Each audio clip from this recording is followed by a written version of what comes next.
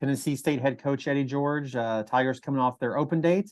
They're going to play their second conference game of the year at UT Martin, who's now number 22 in the stats poll, Saturday night. So, Coach, thoughts on your team, and then we'll go to questions. Yes, I feel like we needed a bye week. We were pretty banged up, especially on the defensive line. Came at a good time. Got healed up. Wanted to get some young guys some looks, develop some younger guys. Focus on the fundamentals. Go back to the basics, if you will. Kind of like a hybrid training camp in the summer. Just really focused on trying to get better this week. Coming out of Gardner Webb, we felt like there's some things we still need to work on to get better. Clearly, our last two opponents are quality opponents. I mean, UT Martin is the class of the OVC, have been for the last couple of years, along with SEMO, and it's going to be a great challenge for us to try to go on the road, try to get the victory. Thanks, Coach. Questions. We'll go to Mike Organ first. Go ahead, Mike. You mentioned UT Martin, and they've probably got the best running back in the FCS. The statistics certainly prove that. Matter of fact, he's got more yards than anybody in the FCS or FBS. What, in your career, could teams do to give you problems that other teams couldn't? Was there anything in particular that gave you problems as a running back? Oh man, problems that run for me personally. It was always loading the box and facing the active front. The teams that are the defenses that are built to take on volume runs. A volume run carry, like Baltimore or Pittsburgh. they were used to seeing that week in and week out, and being very creative and getting the extra hat in the box. I would see 8 and 9 man fronts, but what they do, you have to account for the other playmakers. The RPO really well. He's a very patient runner. I mean, he's the best back that we've seen this year. And we faced some pretty damn good backs, starting with Notre Dame and, of course, with Arkansas Pine Bluff. And certainly 2 weeks ago, Gardner Webb had their running back who was an All-American. So Franklin is the best back that we've seen to date because he can hit the home run. And it doesn't matter what point in the game, you can have him bottled up for the most part, and then he'll pop one for 80 and another one for 70, and they just wear down on you. And they want to be able to run the football. They're very physical up front. That's their philosophy. And it's going to be a very tough challenge for us to I don't think you can stop him. You gotta be able to control him. You almost have to treat him like, Jordan. He's going to get his carries, but you can't allow him to score, and that's going to be a tough challenge for us. Thanks, Eddie. Brandon, you have a question? Go ahead. Morning, Coach. How you doing? Good morning, Brandon. How you doing, brother? Doing good. You said you came off obviously a bye week, and you already mentioned got a chance to get a look at some guys over the course of having that bye week. Was there any of the younger players that have kind of stood out and taken advantage of the as you called it, a mini summer camp to kind of jump out at you? Yeah, there was definitely some good stuff from the younger guys. Just providing depth, especially at defensive back, was good. Some younger guys were looking at showed some promise last week. The running back position, Ike Brown, who comes in from Lane College, has gotten some time. Looked really good in our scrimmage last week.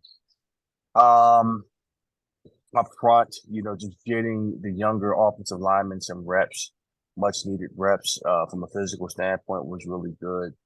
The guys that are going to, probably help us immediately, probably not in the next couple of weeks, but later in the year and certainly for next year, you kind of look toward that unit to really develop and grow. And it was an opportunity for us to assess that talent and figure out how we recruiting wise can get better as well too. So I saw a lot of promise there, for the future and what's gonna hold for us, later in the year and certainly for next year. Okay. And Kyle, do I have time for a Yep. follow-up? Yep. Okay. In terms of your quarterback position, I know we've seen obviously both your quarterbacks. Do you know who you're looking at giving the nod to for Saturday? Stretch, had a little ankle situation. He's still working through that. I think in some form or fashion, you're going to see both of them at some point. Okay.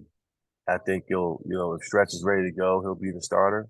If not, Okay. Draylen's going to come in. But I think, they've both been effective, given their various roles. They understand it, they embrace it. And there's a possibility, you could see both of them get some action on the Saturday. Okay. And you said that ankle injury with Davion is coming along pretty well. Yes, and that's what the bye week allowed him to do, is to heal up, take care of the injuries, the nicks and bruises. It's not a severe one, but he didn't finish the game because of it, and that I'm grateful that we had a guy like Draylen that had started for us last year to go in and pick up kind of where he left off, and it's going to be different with Draylen in there. Our play calling, and how we use him. But certainly we saw enough production and have enough confidence for both guys that we can go out there and still do what we do offensively. Okay. All right. Thanks, Coach. Good luck. All right, I appreciate it. Mike, you have anything else?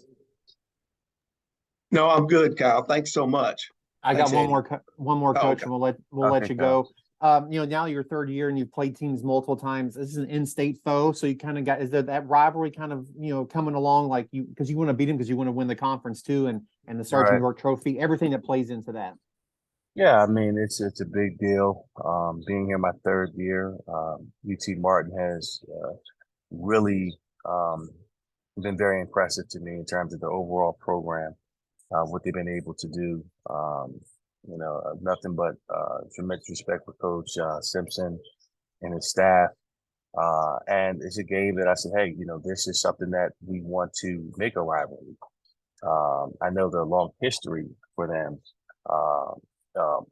Tennessee State has been on the better side of that, but as of recently, it hasn't been much of a rival. We're 0-2 against this team. At some form or fashion, we had an opportunity 2 years ago to get a share of the OVC.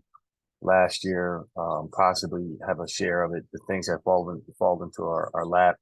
So yeah, we emphasize that we want to win Tennessee, and UT Martin is a big part of that. And the guys understand, the task at hand. They understand what's at stake. We know what they're capable of doing. You know what type of game it's going to be.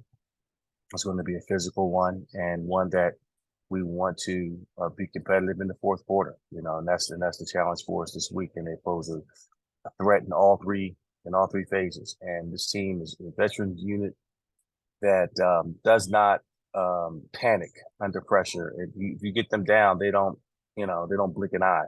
They go right back to work. In fact, the pressure comes, when their back is against the wall. And that's a testament to the championship pedigree, the coaching, and the culture that they built at UT Martin.